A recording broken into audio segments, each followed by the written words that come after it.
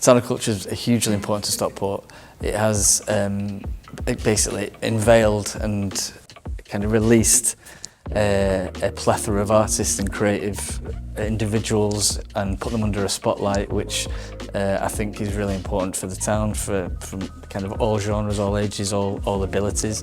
It's also kind of, like I said, use the terminology again, cemented Stockport as not just a national or regional town of creative excellence, but a global town of excellence. We've got world famous artists from the 70s in your 10cc all the way up to the contemporary day, which is, you know, one of the biggest indie bands on the planet who's blossoms, and we're proud to kind of be part of that. The studios have expanded really quickly since the pandemic, bringing in artists such as Sam Smith and having Johnny Marr on board, and everybody from Midger and Elbow, and the list goes on, and it feels like everybody's seen in their own way that Stockport has become that kind of northwest creative pinnacle. And I was consistently getting asked for bigger spaces to kind of facilitate the larger acts for the arenas and kind of thing. We just didn't have that space.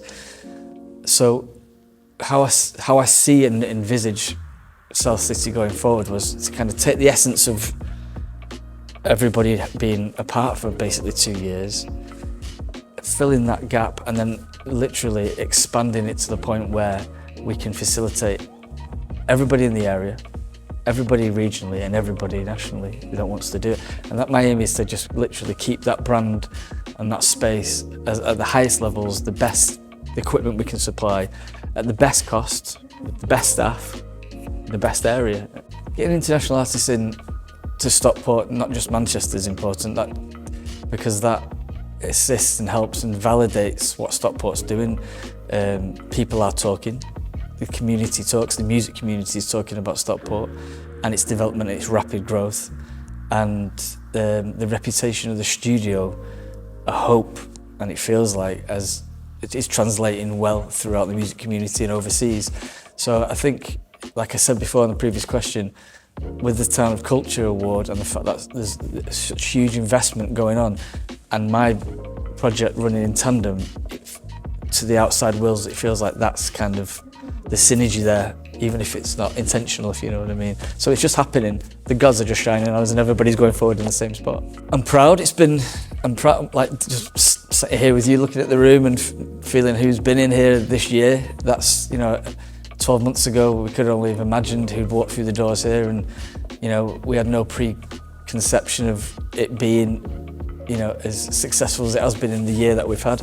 We had some, you know, difficult moments to start with, which comes with all, you know, new businesses and new ventures, and a lot of the time you're learning on the job, which I love. That's one of my favourite things, is to challenge myself and not, you know, it's cool not to know what you're doing every second, and bringing in the right people. What's been fascinating is we've got a great team here, a great staff, and I just love watching these individuals with their skill set do things that I can't do, and that makes me proud as well, that I feel like I've built the right team.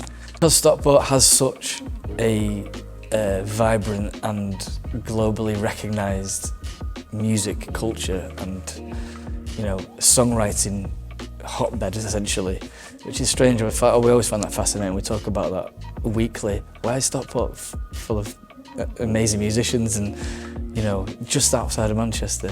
I have no idea where that is. It could be a geographical thing. It could be the fact that these musicians passed down their musical genes, and the fact that we had something called Strawberry Studios in the late 60s, early 70s, well, it's late 70s, was a catalyst for it. So having this studio in Stockport, I think is imperative. Where else can these musicians go and create? Where can they go and meet other musicians? Where can they meet industry that they need to meet? Where can they make their mistakes? And where can they come?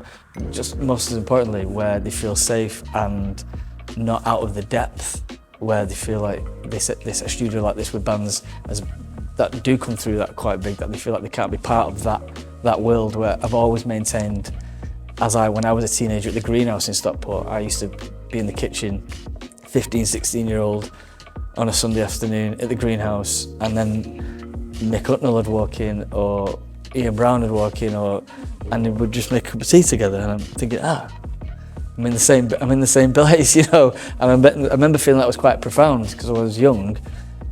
You felt like you belonged, and I think that's a good word, to try and feel like some kind of a sense of belonging as a musician in Stockport. That's what we like to do here.